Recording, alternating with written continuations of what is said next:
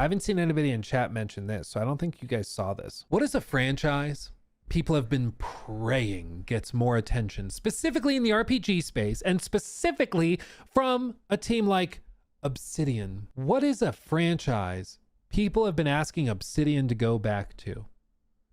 Of course, My Little Pony. Of course. No, it's Fallout.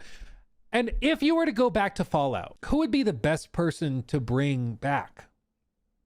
Maybe, perhaps, one of the creators. But no, that wouldn't work. That wouldn't work. The creator of Fallout, one of them, Cain, he's been retired.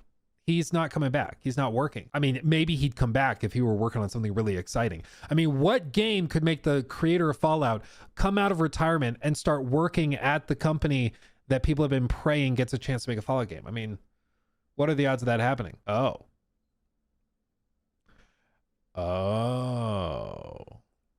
Fallout's creator has rejoined Xbox's Obsidian, says you won't guess what he's working on. So he's not really retired. He worked part-time. He co-directed Outer Worlds, but you know what I mean. He's actually back working full-time on something. If we read what he says though, not to bait you totally and completely, it's, I'll just read it and then we'll talk, okay?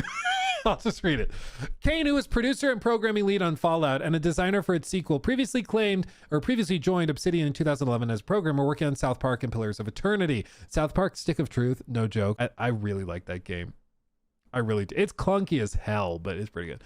He also co-directed the Outer Worlds game as well and consulted on its recent sequel. In 2020, he left his position and worked on a remote contracted basis. So basically they could come in, hop on a call, and he could offer advice, but he wasn't an employee. He was a contractor, so he wasn't really an employee, but you know, he was somebody they could call if they needed to. He also, let's see, in a new video published on his YouTube channel on Friday, Cain revealed that he's rejoined the company, quote, as a full-time employee and in person, and that he's currently working on an unannounced project. Ooh, do tell. Decided to do a Cain on Games update because, as you can see, things have changed. Lots of changes, actually. So I thought I'd spend a fun Friday walking through the changes so you guys can know what's going on. First off, I have moved back to Southern California. I did that a little over a week ago, my time, but remember I have a big queue. It's 6 weeks long, I think, on this channel. So from your point of view, you kept seeing a bunch of videos that I filmed up in Seattle. Although you did see a video on Arcana magic design that popped up in this place. These shelves had nothing in it. I hadn't unpacked. It's because someone who is a super mutant paid for a priority video and wanted to know about Arcana magic design, so I dropped what I was doing and I talked about Arcanum.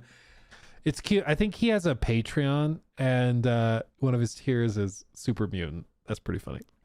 Magic design and colleges and magic tech and all that stuff. I thought it was a pretty good video.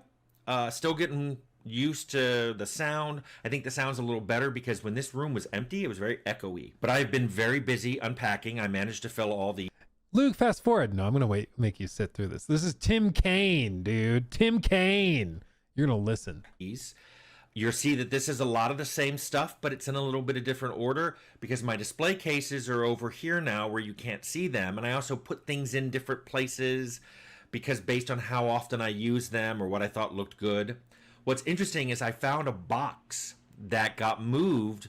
I use professional movers. Knowing what we're about to get into, it's very funny to hear about the unpacking process. It's just funny. It's some exciting news, but it's a build up. It's a build up that had been moved up there and never unpacked. So it had sat in Seattle for 5 years and then moved back here. And inside of it was a jar full of dice. As if I don't have enough dice. I have a whole video on all the dice I have. As if I don't have enough dice, I found a jar full of dice. So I have even more dice now. Also, I moved into this place, and immediately, this squirrel just ran up to me like she knew me, like she was my best friend, just no fear, comes right up to me, didn't know what to do. I mean, she just sat there and looked at me, and I shrugged, and I'm like, what do you want from me? I don't know you.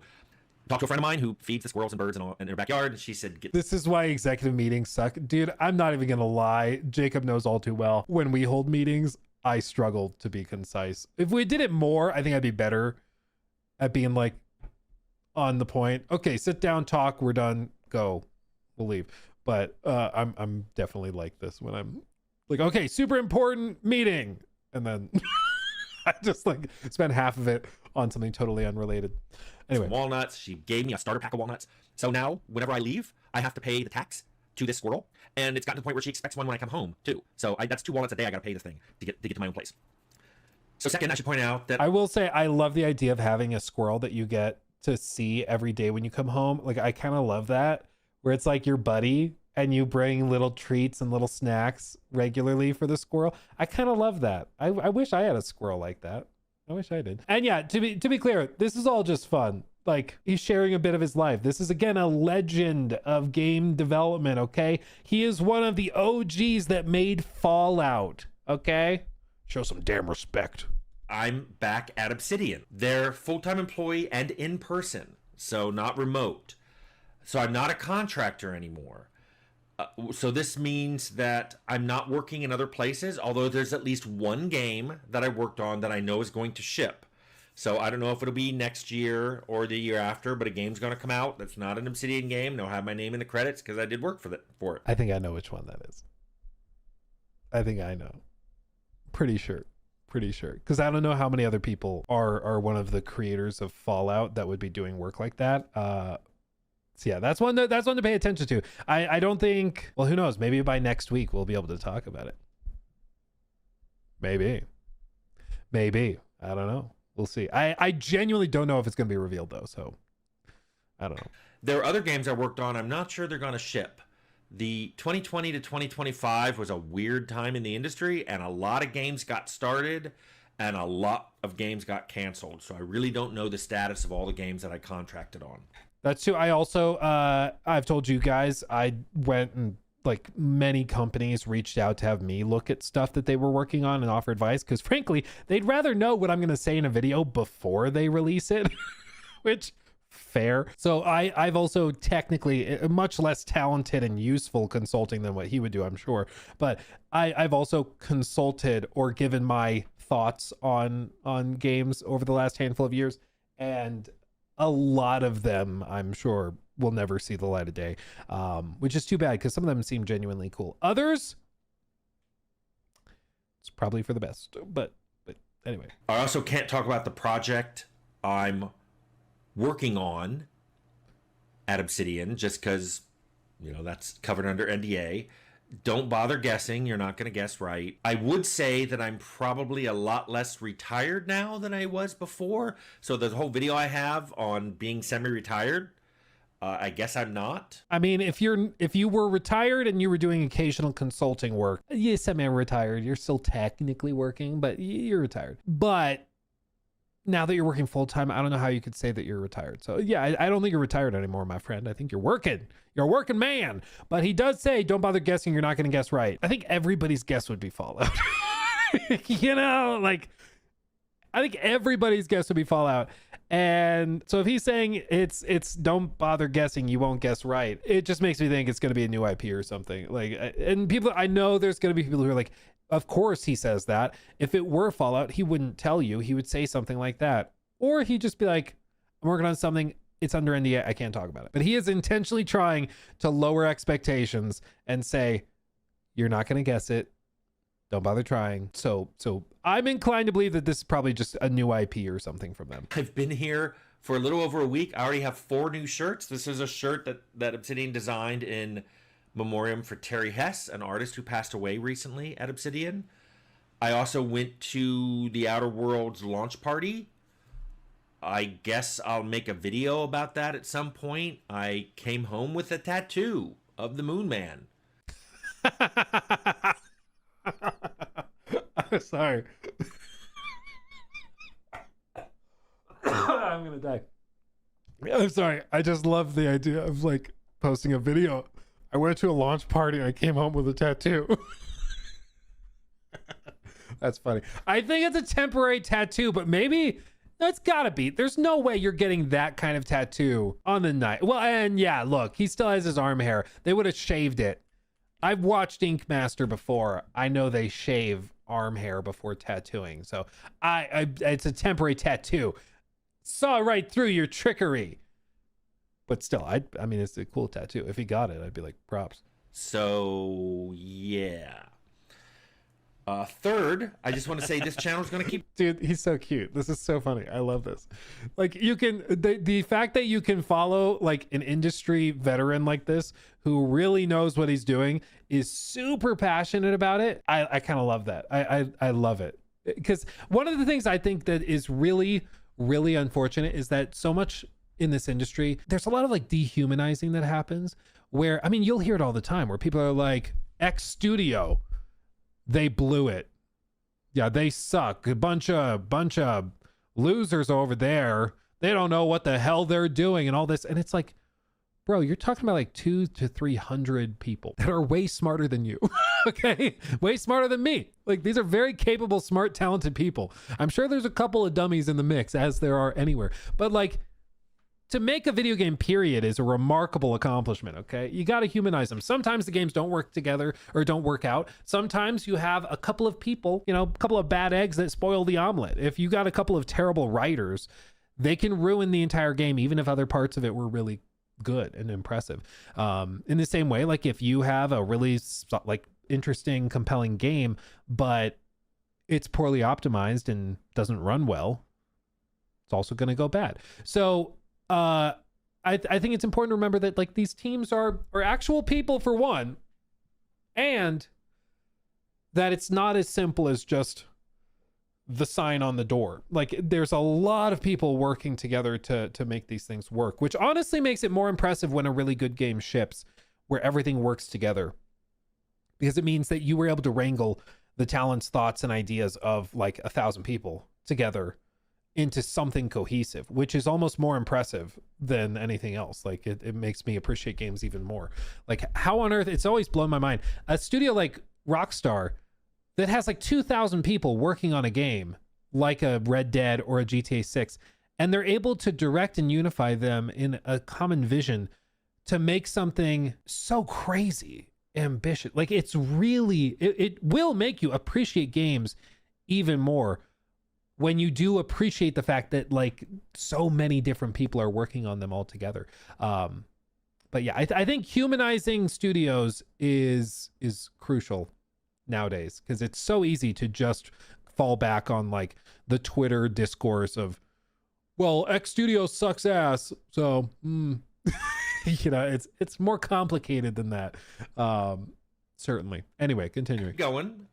No one in Obsidian has even remotely suggested that I have to stop it. In fact, many of my coworkers have said that they watch this channel, and I know they did because they started telling me which videos were their favorite or what stories I said that they thought were funny.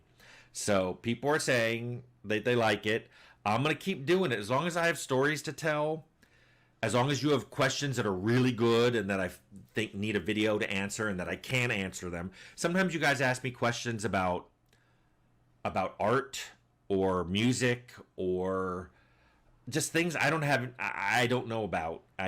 Someone else did it and I stuck it in the game. So as long as you ask questions I can answer, I'm going to be here answering them. It's interesting to note that this entire channel started because I wrote a really thick memoir, and everybody who read it said it was boring. And a couple people suggested that instead of writing stories about my time in game development, I talk about them. And that's what this channel is. And so occasionally he has like very good delivery. Just everyone said it was boring. It's just funny. I didn't realize he wrote a memoir. Hold on. I don't see it on Amazon. I'll have to search for it. If somebody can find it, send it to me. Like a link to it, because I'll go, I'll buy it. That sounds interesting. Anyway, so that's basically what's going on, is that he is back at Obsidian, but he is back working on something. He says, you will never guess what it is, so don't bother asking, which to me suggests it's probably like a new IP, because of course, how would you guess a new IP? You know, I think at this point, there's a couple of obvious things. I have a video coming out later in the month, which is just the I don't know what the final title will be, but the premise of the video is basically like the unfortunate reality of the New Vegas remake. Because here's the deal. We all want a New Vegas remake or remaster, for them to overhaul it, make it run better today. Like, we all want that. But here's the deal. The Obsidian of 2025 is not the same Obsidian that made New Vegas. Okay, it just isn't. It's changed. And their development process has changed. The types of games they make has changed. They've shifted into this more AA space, which I think they're doing very well in. I mean, they released 2 pretty massive RPG games in 1 year. They released Avowed and The Outer Worlds 2, both of which are pretty solid games. Like, are they masterpieces that'll be talked about for generations? Probably not, but I don't think they were trying to be, you know? They were much smaller and tighter in scope. And I think in the expectation of like a New Vegas sequel or something, it's like, if that's what it was going to be, if they were going to do that, I don't think you would want modern Obsidian to take that, because that's just not what they do anymore. In the same vein, like, I think also New Vegas 2, it's kind of like Bloodborne 2 or New Vegas Remake. It is such a big thing that so many people want. If any journalist heard a single rumble of it happening, it would leak. I just, like, the Black Flag remake is something on that scale where like a New Vegas remake is announced. It was a pretty major game for that generation of hardware. It's a lot of people's like childhood game. And everybody knows the Black Flag remake is happening, you know? Like it's the worst kept secret in gaming right now. Like it's really not very well kept. And so I think that, you know, if it were happening, we would hear about it. And the unfortunate thing is just that there's no news, there's no leaks. Nobody knows what studio would be working on it. It doesn't seem like Obsidian has the capacity to work on it. So that's just where we are. I think it's insane because it would print money, but that's just where we are. He took my thing.